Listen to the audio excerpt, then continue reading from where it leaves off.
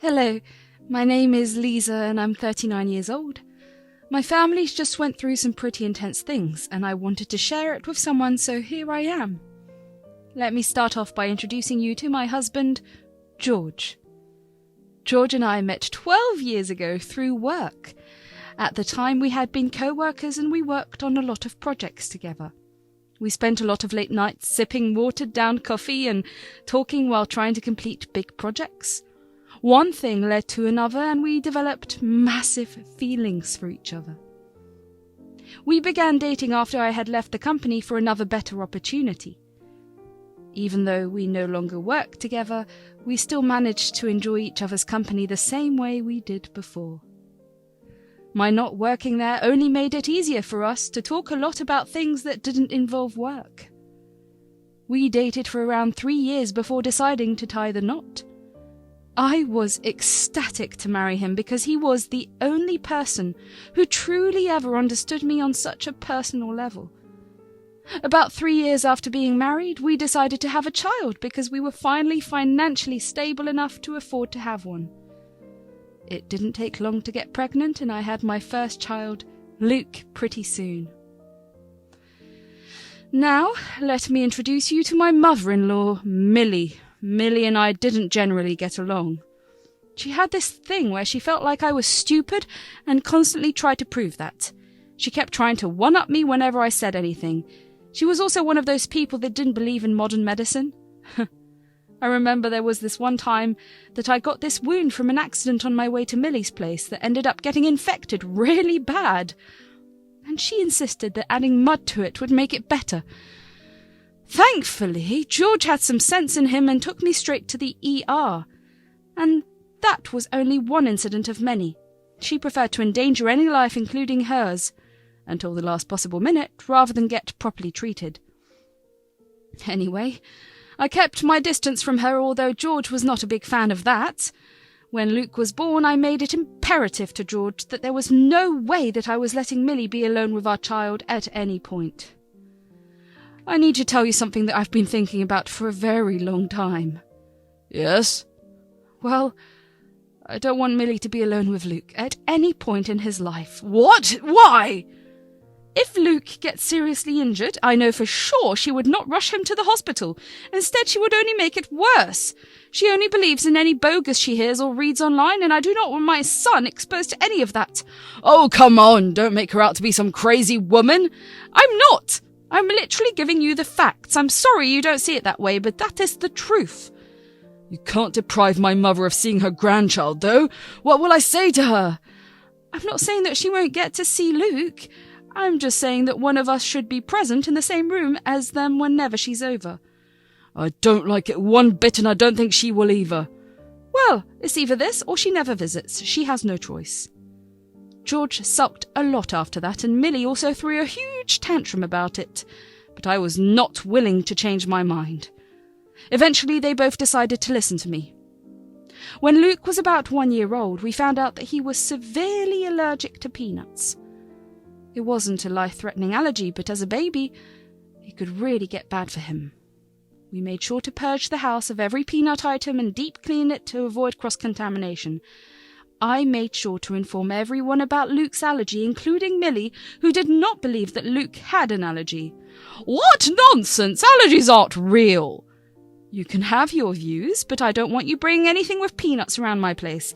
Every time you enter, I will have you wash your hands. Gosh, these new age parents freak out about everything. You're telling me this child will grow up without ever getting to taste a PB&J, the classic child's favourite food? Yes, it's sad that he'll never be able to have it, but it'll be even sadder to not have a life if he did ingest it. I don't think you realise how stupid you are. Great, I don't even want to. Just listen to the rules or never come over. I will prove you wrong. Just wait. Even though Millie did threaten me, she never actually did anything. I was super careful whenever she was around. I made sure she left her bags away from Luke and washed her hands properly. But then about a year later, when I had let my guard down, Millie had fed my child some crushed peanuts to prove that I was stupid for believing in allergies. Thankfully, A quick trip to the ER negated any bad effects for Luke, but I was angry. I knew that something had to be done. Millie had endangered the life of our child to harm me. There was no stopping her in any way. I knew what needed to be done, and that was cutting off all contact with her. Of course, if we tried to do it ourselves, she would just harass us. I knew just how to get her to stop talking to us. I emailed her a copy of the baby footage from our baby monitors that showed her trying to purposely feed my son peanuts. I told her that if she ever contacted us again until I approached her, I would take the evidence to the police and expose it to the rest of her family. Thankfully, she took that threat seriously and didn't get in contact for a while. George didn't know about what I had done because I knew exactly how he was going to respond. He was going to defend his mother, and I was going to have none of it. He only got curious about his mother's lack of contact when she hadn't called him for either his birthday or the holidays. We happened to be talking about it when I revealed what I had done. I decided it was time for him to know. Plus, depending on the way he reacted, I would decide if I wanted to continue to be with him and raise my child around someone who valued someone else over them. It's odd, right? What is? My mum hasn't called for way too long. Like, she hasn't called for around 6 months. Doesn't that seem unlike her? Right. About that. Oh no, what did you do, Lisa? I swear to God if you did or said something messed up. No, I didn't yet. Yet?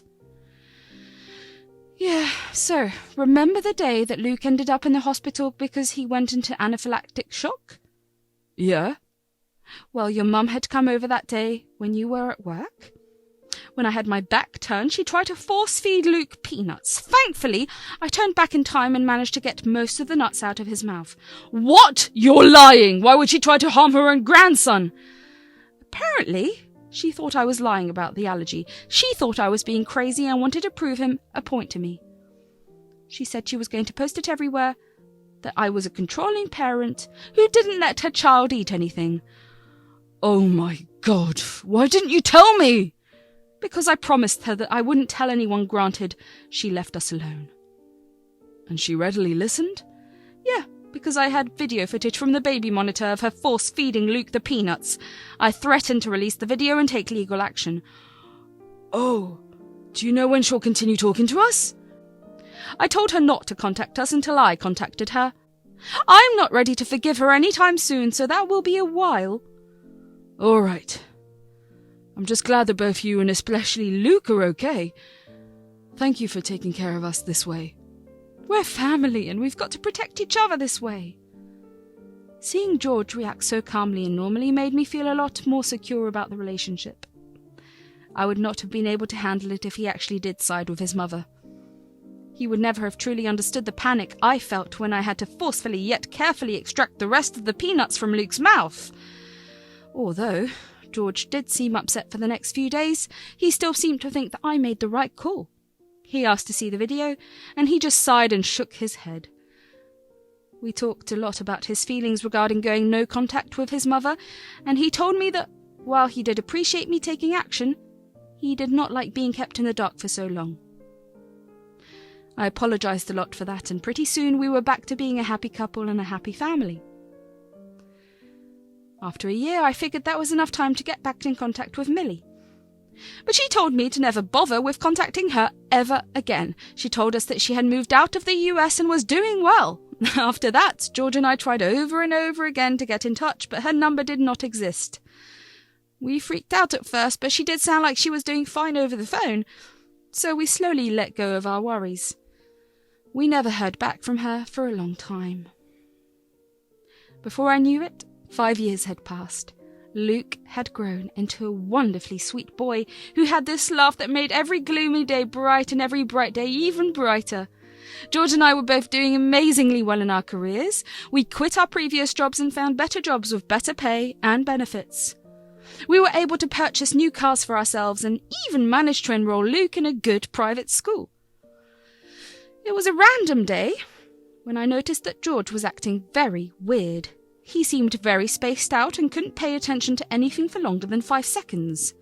I tried to talk to him initially, but he seemed way too out of it to respond, so I figured he needed some space. I didn't ask him anything more afterward, but I did make sure to comfort him in any way I could. The rest of the day went on with George being weird. I tucked Luke into bed and made sure he was fast asleep before approaching George about his behaviour all day. But before I could, I realised that he too had fallen asleep. I tried to talk to him again the next day, but he wouldn't really respond and was evasive. I began to get scared that something really bad happened. George was never one to hide anything from me. That was one of the best parts of our relationship. We were never afraid to voice our thoughts, and neither of us judged the other for what they said.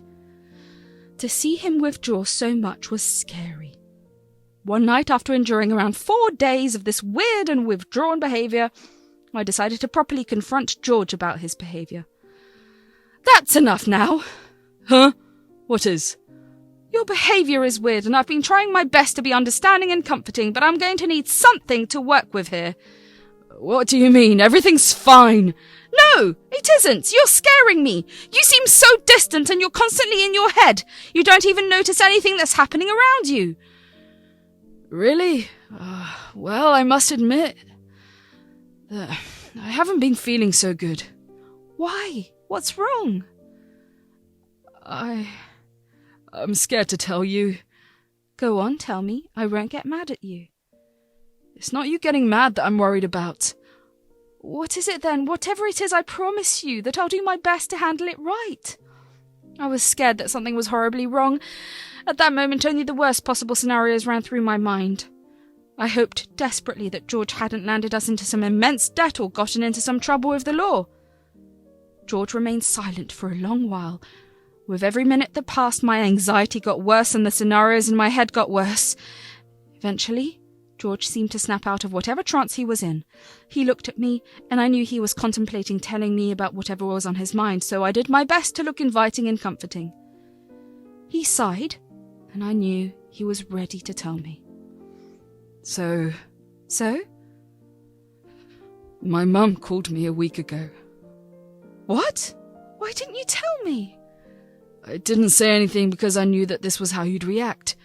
"You're right, I'm sorry. Please tell me what she said." She told me that she recently got diagnosed with cancer and is currently on her deathbed. "Cancer?" Yeah, apparently she's got throat cancer and she wants me to come visit her to fulfill one last wish of hers. "Where is she?" In the Maldives. "So she's dying of cancer in the Maldives? She's been receiving treatment there for how long?" 3 years. "Don't you think that's a bit odd?" I mean, healthcare is expensive here. Maybe she went there because it was cheap. "But she chose to go to a very touristy destination. She could have gone to Japan, Thailand, or even India." Listen, I don't know about the specifics, but that's what she told me. What should I do? "I don't think you should go. Something seems off. Just at least let me gather some information about it, and then we'll make a decision. Just give me a few days." George looked disappointed, but he dropped the topic. I knew that he would end up having the same conversation again pretty soon, because he would not be able to get it out of his head. I know I sounded insensitive at that point, but I swear I felt it in my gut that something was horribly wrong. Even though I knew that Millie was kind of a nut when it came to medicine, I knew well enough that if there was a serious condition, she would be rushed to the best hospital, and I was not trying to bash Maldives' healthcare system either. I had many friends who lived there who constantly told me about how good it was. Yet for Millie to travel all the way there and get treated there seemed very odd. Even if she had been there on vacation, why would she not have gone someplace else instead of remaining there? So the next day I decided to call one of my good friends from college who was from the Maldives and had gone back home to ask her if there was any way she could help me out with finding out information about my mother-in-law. She was more than ready to help me. I sent her a couple of pictures and explained the situation to her. She told me she would try her best, but she could make no promises. She asked me to give her a couple of days at least. I readily agreed with everything she said. Yes, I know it was stupid to ask one person to search a barrage of islands for one person, but I had faith in her considering she came from a very, very influential family. In the week that it took for my friend to get back to me, George continued to act distant. In fact, he was even more distant than before. I tried talking to him many times, but unlike last time when he was simply spaced out, this time he was actually ignoring me. I tried to reason with him and remind him of his mother's various antics in the past, including the time she severely harmed our son, but none of that got through to him. Something in my gut told me that he was still consistently talking to her, and she was probably feeding him some lies.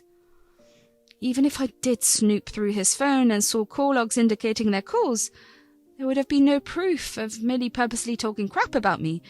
I just needed proof of Millie's health to give to George.